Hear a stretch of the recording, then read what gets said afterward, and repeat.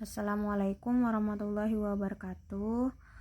Saya atas nama Ika Lestari akan mempresentasikan kembali materi dari kelompok 3, yaitu tentang wakaf. Yang akan kita bahas pertama kali adalah pengertian wakaf. Wakaf secara bahasa, kata wakaf berasal dari bahasa yang berarti berhenti atau menahan diri. Berasal dari bahasa Arab yang berarti berhenti atau menahan diri. Dalam konteks ilmu tajwid, wakaf berarti menghentikan bacaan Al-Quran pada suatu kata untuk mengambil nafas kemudian melanjutkan bacaan atau tanpa mengulangi sebagian jafaz sebelumnya. Perbedaan antara wakaf, qotok, dan saktah. Wakaf,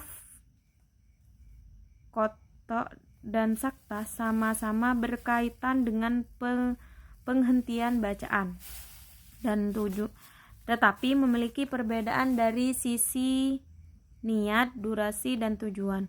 Wakaf adalah berhenti sejenak untuk mengambil nafas dengan niat melanjutkan bacaan. Terkadang kan kita misal baca Al-Quran tapi nafas kita nggak nyampe gitu maksudnya. Jadi kita boleh berhenti asalkan sesuai dengan kaidah tajwidnya. Dan setelah itu misal tidak ada wakafnya, jadi kita bisa ulangi lagi bacaannya seperti itu. Qotok berarti berhenti dengan niat mengakhiri bacaan secara penuh, sedangkan sakta adalah berhenti sesaat tanpa mengambil nafas. Jadi sudah jelas sekali kalau wakaf itu sama-sama berkaitan dengan penghentian, tetapi memiliki perbedaan dan niat yang dari sisi niat. Jadi kalau qotok itu berhenti dengan niat mengakhiri bacaan secara penuh, sedangkan sakta adalah berhenti sesaat tanpa mengambil nafas. Ketentuan umum wakaf. Ketentuan umum wakaf diatur berdasarkan kesepakatan para ulama tajwid. Salah satu ketentuan utamanya adalah bahwa wakaf harus dilakukan pada tempat yang sesuai maknanya. Jadi jika kita salah dalam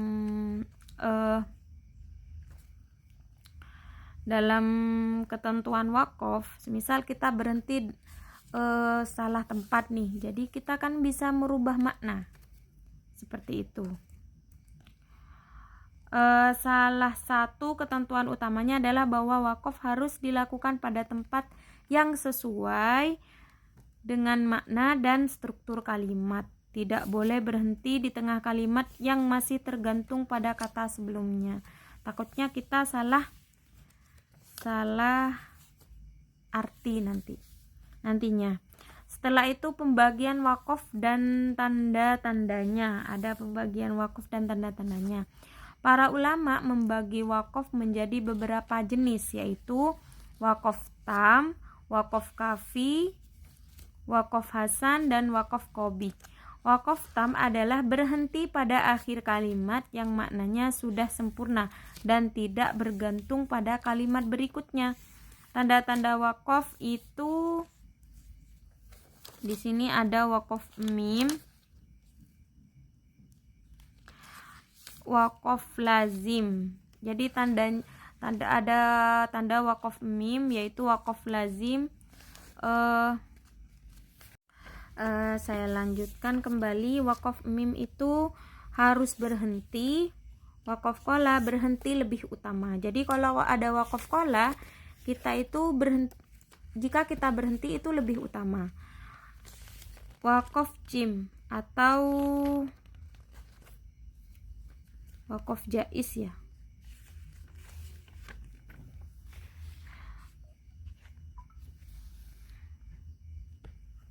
Ya, wakaf jaiz. Wakaf jaiz ini boleh berhenti. Namun jika nafas kita kuat untuk melanjutkan, jadi maka boleh diteruskan. Wakaf shola dibaca sambung lebih utama. Jadi lebih utama disambung daripada kita berhenti. ada waqaf la, dilarang berhenti. Jadi kalau ada tanda waqaf la, maka kita dilarang untuk berhenti. Jadi kita bacaannya dilanjutkan atau diteruskan saja. Ada waqaf titik 3, itu harus berhenti, kan ada 2 biasanya di dalam semisal ayat, semisal ya, ada titik 3 di kalimat apa.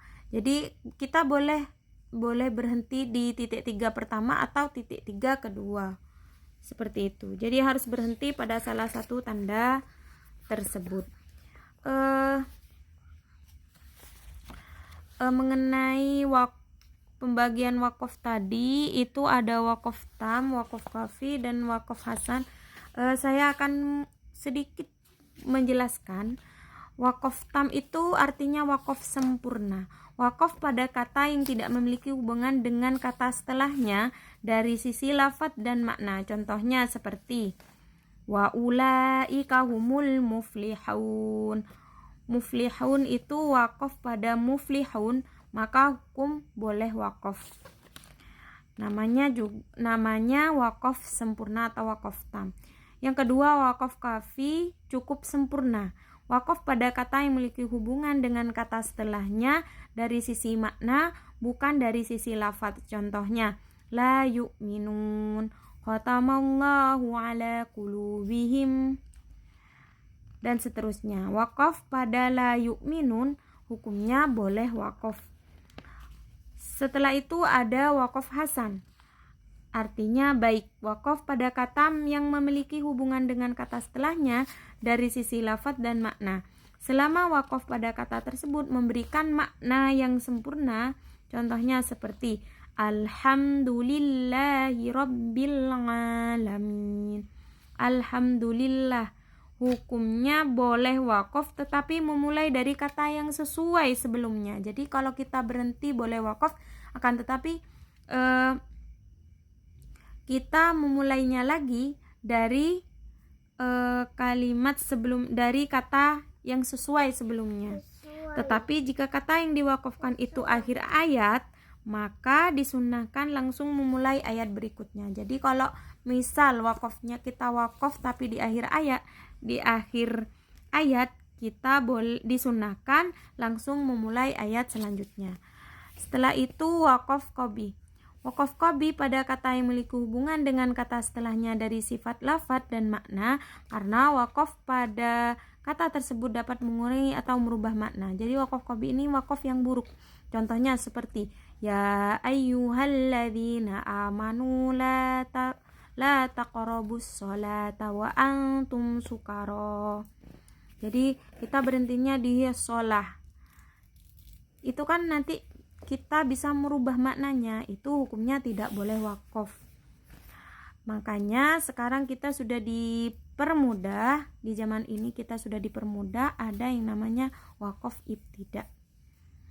Ada Al-Quran yang ada wakaf ibtidaknya sekarang. Mungkin itu saja dari saya, kurang lebihnya saya mohon maaf. Assalamualaikum warahmatullahi wabarakatuh.